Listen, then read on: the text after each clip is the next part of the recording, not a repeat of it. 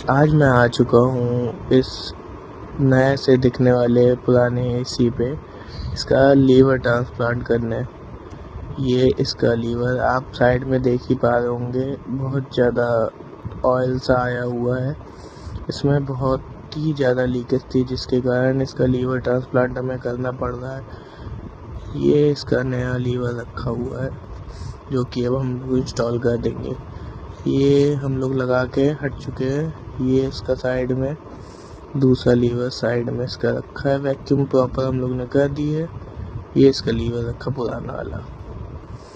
अब वैक्यूम तो हमने कर दी है। वैक्यूम देखिए पूरी माइनस पे है, प्रॉपर वैक्यूम हो गई है, होल्ड भी कर दिया है।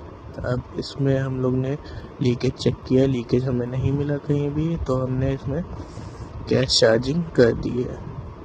गैस चार्जिंग करने के बाद भाई साहब इतना धड़ाधड़ उबल चल रहा है कि कस्टमर कह रहा है भैया एसी बंद करना पड़ेगा, यहाँ तो शिमला बन चुका है। ऐसे फिर नई वीडियो में आप हमसे जुड़ते रहिए और चैनल को मेरे सब्सक्राइब कर लीजिए बढ़िया बढ़िया वीडियोस देखने के लिए। Thank you for